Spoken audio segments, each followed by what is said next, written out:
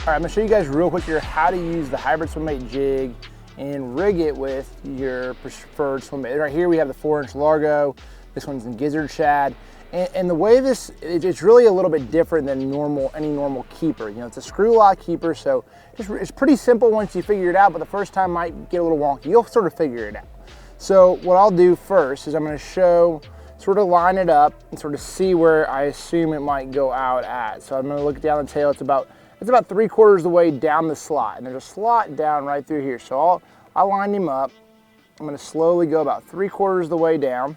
Make sure that you line it up to where you don't want it real wonky on there. You wanna make sure it's straight, because that's gonna really allow that Swimbait to swim true, swim well, and that's really, really important. So now that I have it sort of bunched up on that screw lock right there, I'm just gonna start rotating the Swimbait around the hook.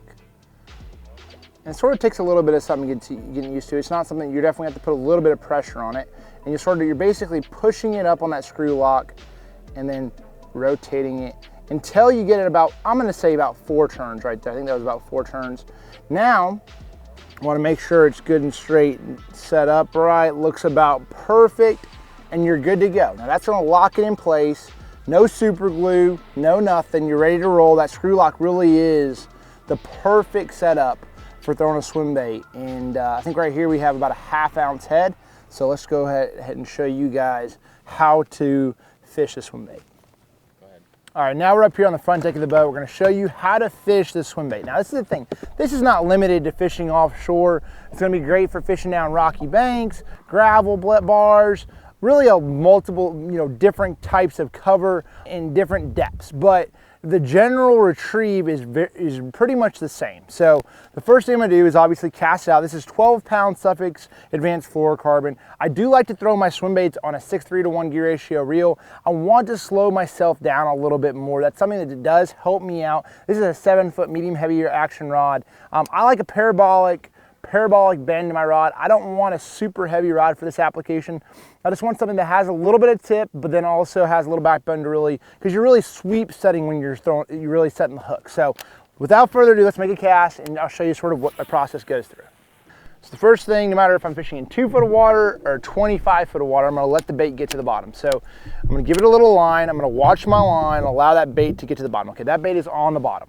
So I'm gonna pop it up to where get it off the bottom a little bit, and I'm gonna start slowly retrieving it. The key is with the Swimbait is I don't mind reeling it somewhat fast. Imagine you're trying to keep it within 1 foot to 2 foot of the bottom. Every once in a while, obviously if you're maybe casting up on top of a point or anything like that, you're gonna have to kill it. And as you go off the ledge or you go off the point, you're gonna have to let the bait drop and get back down to the depth of where it's at now. So it might be 5 foot up on top of the point, and it dropped off and now it's in 16 foot of water. So you got to think, you want to get it down there a little bit. So now that I've let it go back down to the bottom where the fish are probably going to be close by, that's where I start to slow roll it again. And that's really all there is to it. I'll let it drop probably twice throughout the retrieve to make sure that I stay in contact with the bottom, but that's really what it is. I'm not going to let that bait be scrubbing the bottom and hitting the bottom as much. I want it to be close to it the majority of the time. Now, obviously, if I'm fishing brush piles or if I'm fishing over rocks or boulders or whatever, I want to keep it more up in the water column to where I don't get hung up maybe in that brush, or I want to keep it above the boulders to where I don't get hung up in the boulders as well. So it's all dependent on the cover that you're fishing. But for the most part, when I'm fishing this technique, I am allowing that bait to get to the bottom, and I want it within at least a couple of feet of the bottom, unless the fish are like suspended or something like that. But most times, that's how I fish it. So one really important mark of a good swim bait is that that bait actually has a consistent action on the fall. I'm throwing a little bit heavier head, so it's going to have a little bit faster action because it has a lot more drag. But when I know it's constantly kicking. That action, a lot of times on that fall, I'm getting a lot of my bites. And that's really, really important. One of the biggest things that I look for on a paddle tail swim bait is how consistent the tail kicks. If I'm literally just slowly moving this swim bait right here, it's constantly, that tail is constantly kicking. I'm literally barely crawling it. So that makes me know that when I'm really slow crawling that swim bait, that it has a really good action. It's gonna look like a live shad. That is what's so important. So many different swim baits out there. You throw it out there, you let it to the bottom. and you start winding it, and it won't even be kicking half the time. You're literally like, you're not gonna catch one. So understanding that literally, when you look at that swim bait, it has that head rocking, that tail is kicking, that is the action, that is the fish catching action, and that's what you wanna make sure your swim bait is doing. So one other thing that I really pay attention to is my rod angle. You know, I try to keep my rod sort of pointed towards that swim bait to an extent. I wanna have a little bow in my line. You know, you don't wanna have it to where you're reeling it so fast that it's just a straight, you know, direct connect. You want that bait to really be able to have that good action. And so I keep a little bow in my line. And that's when I know, like, you know, as long as you have that bow in your line and when they bite it, you got enough stretch in that line that you know, like, all you got to do is sweep to your side, left or right, and you got them like that.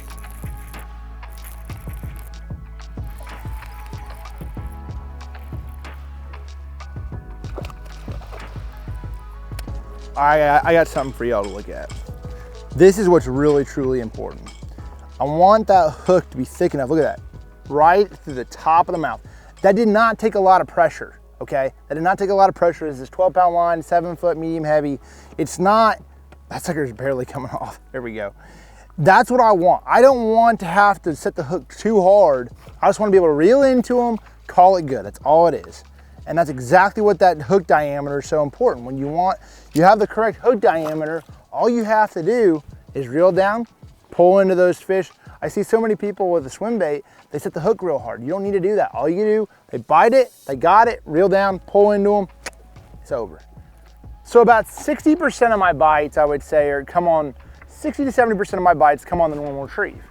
Now, as I get off of that point a little bit, or about halfway through my retrieve, I let that bait fall. Now, I would say at least 20 to 30% of my bites come in this particular situation where that bait is falling back to the bottom. You gotta imagine this fish might be following it and it sees that bait falling back down to the bottom and bam, it grabs the bait because it thinks it's a dying bait fish. Just like that. That's exactly what happened. Thanks, buddy. Thought it was a dying shad. You couldn't take it, could you? That's exactly what I'm talking about. Look at that. Choked it, literally choked it, hooked real well, pop this thing out there.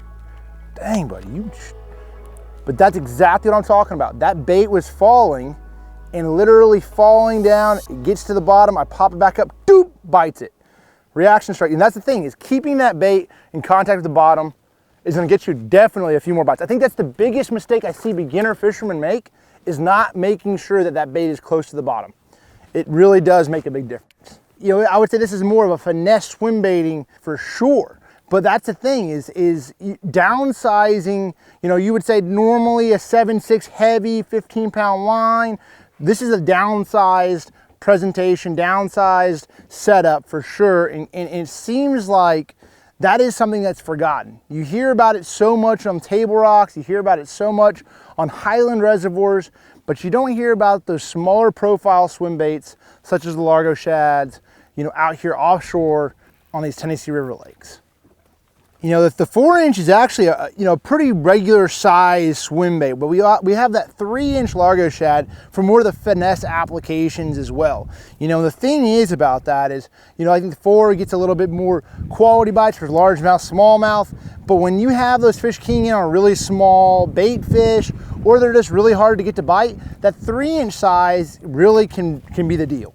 And one thing that really plays into that is, of course, you hear about gizzard shad, it being a huge player in fishing offshore in any Tennessee River lake, really anywhere over the country. But what ends up happening as the year transitions, a lot of the gizzards will go shallower and the thread fin become more of the primary forage. So as the year goes on, downsizing your profile and your swim baits can mean the difference of literally catching a fish every single cast on a school of fish and not getting a bite. So that's something that I've learned, you know, growing up around Chickamauga, or growing up, you know, spending some time and moving to Lake Chickamauga and living on the Tennessee River. That is something that I realized, you can't always throw that big profile swim bait. Sometimes you have to downsize, and man, it makes a huge difference.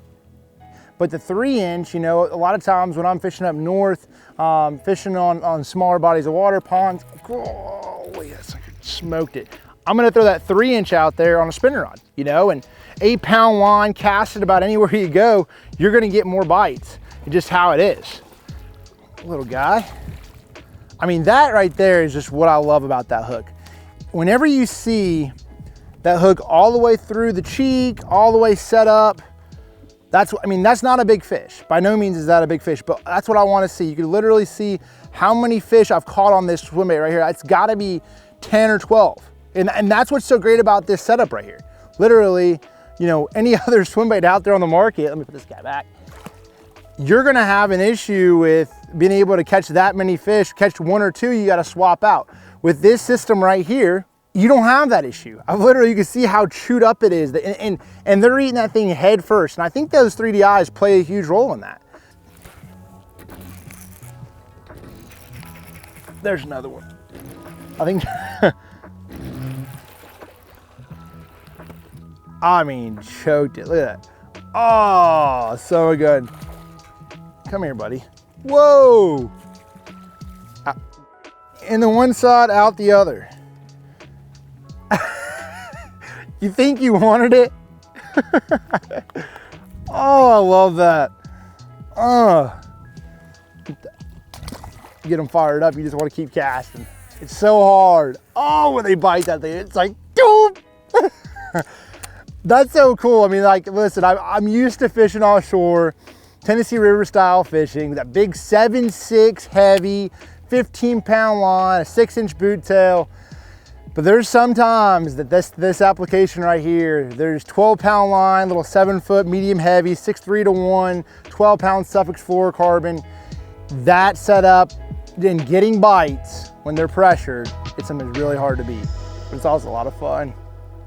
Gosh, man, they knock so much slack in your line.